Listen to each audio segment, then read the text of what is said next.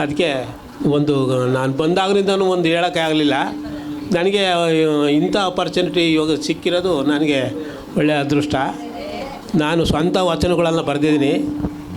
ಎನ್ನೆನ್ ಮೂರ್ತಿಯ ನಗೆ ಹನಿಗಳು, ಅದರಲ್ಲಿ ಅಡಗಿದೆ ತೂಕದ ಮಾತುಗಳು, ಇಲ್ಲ ಅಳತೆ ಬಟ್ಟುಗಳು, ತಿಳಿದರೆ ತಿಳಿಬೋದು, ಇಲ್ಲ ತಿಳಿಯದೆ ನಗಬಹುದು. ಚಕ್ಕನೆ ಸಿಟ್ಟು ಬಂದು ಪಕ್ಕನೆ ನಗಬಹುದು, ರೊಕ್ಕವಿಲ್ಲದ ಈ ನಗುವಿಗೆ ಪಕ್ಕನೆ ನಗಬಹುದು. ಕೊರಳನು ಕೊಯ್ಯಲು ಖಡ್ಗ ಕಟಾರಿ ಬೇಡ, ನಾಲಿಗೆ ಎಲ್ಲಿದೆ ನೋಡೋ ಮೂಡ. ಮಾತಿನಲ್ಲಿ ಅರ್ಥವಿದೆ, ಅರ್ಥದಲ್ಲಿ ಸಾರವಿದೆ, ಸಾರದಲ್ಲಿ ಸಂಸಾರವಿದೆ, ತಿಳಿದರೆ ತಿಳಿಬೋದು, ಇಲ್ಲ ತಿಳಿಯದೆ ನಗಬಹುದು.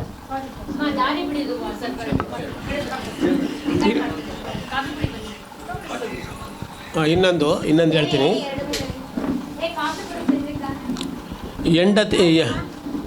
ನಾನು ಇನ್ಸ್ಪೆಕ್ಷನ್ಗೆ ಹೋಗಿದ್ದೆ.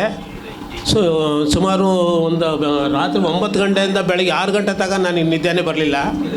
ನಾನು 8 ಬರೆದೆ. ಕಡೆ ಹಾಡು ಹೆಂಡತಿ ನೆನಪು ಅಂತ ಬರೆದೆ.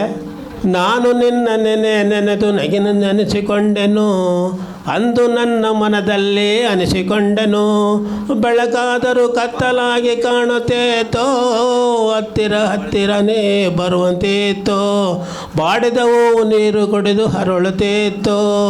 ಕಣ್ಣು ಬಿಟ್ಟು ನೋಡಿದೆನು ನೀನು ಯಾರು ಇಲ್ಲ, ಅಕ್ಕಿ ಪಕ್ಷಿಕಾಗಿ ಕೋಳಿ ಕೂಗುತ್ತಿದ್ದವೆಲ್ಲ.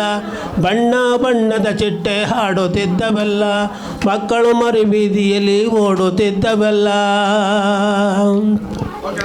ನಾನು ನಿನ್ನ ನೆನೆಸಿಕೊಂಡೆನು, ಅಂದು ನನ್ನ ಮನದಲ್ಲಿ ಅನಿಸಿಕೊಂಡೆನು.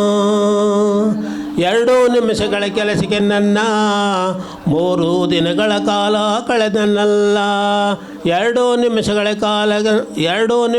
ಕಾಲ ನನ್ನ 3 ದಿನಗಳ ಕಾಲ ಕಳೆದನಲ್ಲ.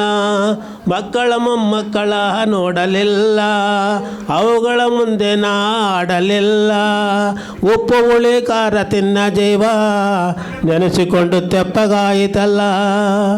ಡೂಟಿ ಮೇಲೆ ಡೂಟಿ ಹಾಕಿಕೊಂಡಿದ್ದು ಬಿಟ್ಟು ನಿದ್ರೆ ಬರದು ಕವನ ಬರದೆ ಅದೇ ನನ್ನ ಡ್ಯೂಟಿ.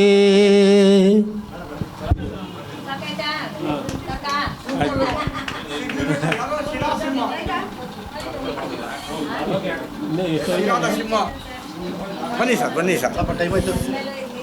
ಬನ್ನಿ ಸರ್, ಬನ್ನಿ ಅಣ್ಣ.